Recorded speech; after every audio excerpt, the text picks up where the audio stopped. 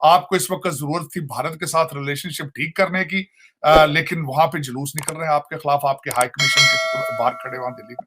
तार साहब, पाकिस्तान में तो ऐसे लग रहा है जैसे ये अफगानिस्तान ही है और पाकिस्तान नहीं है। वहां पे सुनने में आया कि जो काउंटर टेररिज्म डिपार्टमेंट का जो पुलिस स्टेशन था, वहां पे दहशतगर्द घुस गए। उन्होंने वहां पे पुलिस को होस्टेज बना लिया, लोगों को होस्टेज बना लिया, बंदे छुड़ा के ले गए। आपका तिजारती खसारा पिछले साल 17 अरब डॉलर से भी ज्यादा रहा। रिजर्व्स आपके सिर्फ 7 अरब डॉलर पे आज हैं। आपका बजट का खसारा पिछले साल का तारीख का सबसे बड़ा खसारा। तो इस लिहाज से पाकिस्तान बेपनाह मुश्किलात में फंस चुका है। ये इमरान खान साहब लाहौर में बैठ के सियासत कर रहे हैं और कह रहे हैं मैंने असेंबली तोड़ देनी है, दहशतगर्द जो है वो खैबर पख्तूनख्वा में घुस गए हैं। आप नहीं समझते, एक तो जितने भी पाकिस्तान ने काउंटर टेररिज्म गेन्स किए थे थोड़े से रिसेंटली, एक तो वो सारे खत्म हो गए हैं।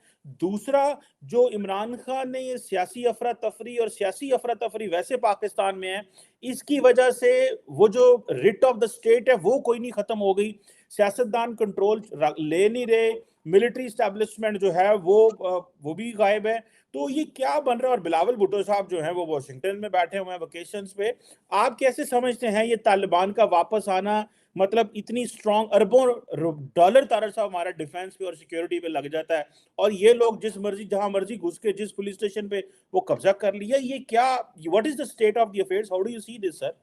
चीमा साहब, मैं समझता हूं कि ये पाकिस्तान के इदारों का, एजेंसियों का एक सबसे बड़ा फ्लेवर, ब्लंडर पे ब्लंडर। और मैं सबसे पहले तो बताना चाहूं कि ऑन ग्राउंड रियलिटी क्या है। इस वक्त इंटरनेशनल मीडिया उसको क्या किस तरह कवर कर रहा है, और उसके बाद मैं बताता हूं कि मुख्तलिफ किस्म की जो स्पेकुलेशन है वो इमरान खान साहब के हवाले से क्या है। एक तो इंटरनेशनल मीडिया यहां तक कह रहा है कि 4 पुलिस वाले जो है वो कत्ल हो चुके हैं, मारे जा चुके हैं। यहां तक उसकी जो न्यूज आउटलेट है उसने कहा है। दूसरा, उन्होंने हैंड ग्रेनेड्स के साथ हमला किया है। तीसरा ये कि ये जो ये जिस जगह वो घुसे हैं, 25 लोग इन्होंने इन्वेस्टिगेशन के लिए वहां पकड़े थे। जगह का नाम था काउंटर टेररिज्म सेंटर। अब काउंटर टेररिज्म ही मेरा मकसद, अगर वहां पे ये हालात हो जाएं तो आपकी काउंटर टेररिज्म की तैयारी के बारे में तो दुआ खैर ही हो सकती है। अब और उसके बाद मैं बताना ये चाहूंगा कि 7 उन्होंने आके 7 जो वहां पे सिक्योरिटी पे खड़े थे उनकी बंदूकें छीन ली हैं। सिक्योरिटी वाले बंदूकें खड़े थे लेकर, उन्हीं की छीन ली उन्होंने बंदूकें। और फिर उसके बाद ये जो लोग अंदर जिनको इन्वेस्टिगेट भी किया जा रहा था, और जिन लोगों को जिन्होंने अटैक किया है, ये एक अम्ब्रेला एक ऑर्गेनाइजेशन है अंडर तालिबान, और ये वही ऑर्गेनाइजेशन है जिन्होंने आर्मी हेडक्वार्टर पे हमला किया था, और ये वही ऑर्गेनाइजेशन है जिन्होंने मैरियट इस्लामाबाद पे भी अटैक किया था 2007 में। तो ये कोई छोटा मोटा काम नहीं है, वो बड़े ऑर्गेनाइज्ड हैं। अब मैं ये बताना चाहूंगा कि इस वक्त खान साहब के हवाले से आपने बात की। अब खान साहब का अगर थोड़ा सा, ये स्पेकुलेशन है, मेरा एनालिसिस है, इट्स नॉट कंफर्म्ड। मैं मैं सुन रहा हूं मुख्तलिफ लोगों की बातें। तालिबान, खान साहब का नाम तालिबान खान था। खान साहब सिंपथाइजर थे तालिबान के साथ। खान साहब हमेशा सॉफ्ट स्पोकन थे उनके साथ।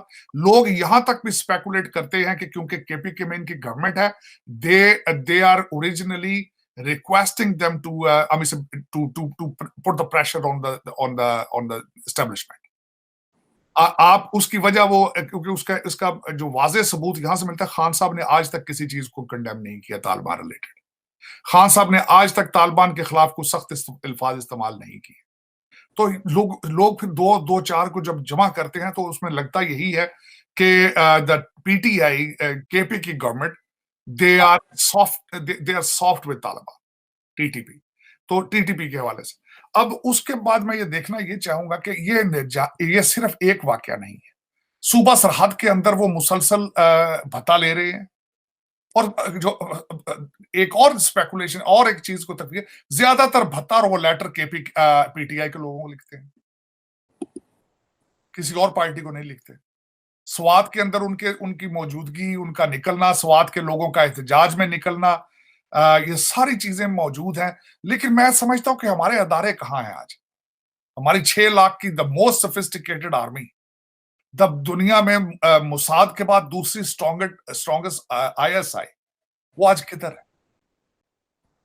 वो जो बाजवा, अगर बाजवा साहब का स्केड्यूल देखा जाए या सारी चीजें देखी जाए तो वो तो एक सियासत में इन्वॉल्व थे, सियासी थे, लेकिन हमारे जो नए शाह साहब हैं, सैयद साहब, वो तो सियासी नहीं है। और दूसरा 6 लाख की फौज सियासत में आ गई है।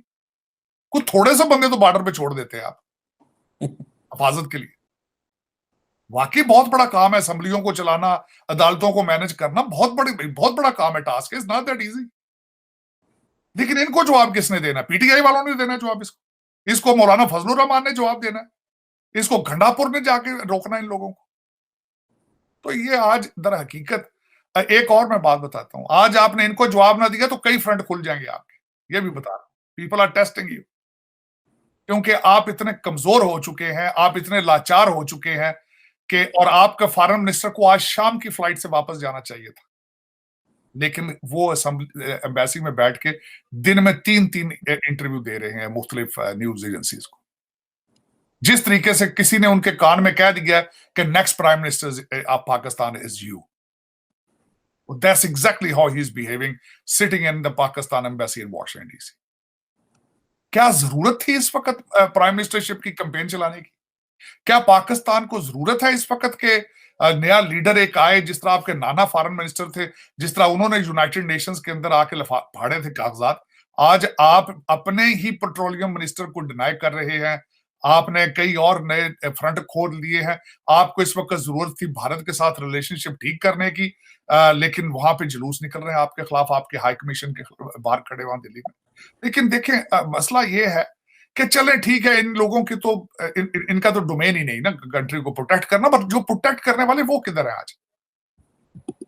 अगर मुझसे जाती तौर पे पूछा जाए, जिस तरीके से बन्नू में और जिस तरह आपके लोगों को मारा जा रहा है, 115 पुलिस वाले केपीके में पिछले साल मारे हैं तालिबान ने। इस वाकये के बाद आपको चाहिए था कि आपकी फौजें अफगानिस्तान के 25-25, 30-30 मील अंदर घुस जाती जाके, ताकि कोई रिटेलिएट किया जाता, बताया जाता कि वी आर स्टिल अलाइव। लेकिन ये कि अफसोस वाली बात है, आपके वो जो कई छोटे छोटे सेनेटर हैं, वो छोटे छोटे लीडर हैं जो पीटीआई के, छोटे छोटे वो अपना टुकड़े किस्म के वो ट्वीट कर रहे हैं, मिन्नतां तरले ची ची ची ची कर रहे हैं। इस तरह नहीं ये चलता। वो they have ambitions, they have sport at the same time, they have agenda at the same time, and you are calculated, you are predictable.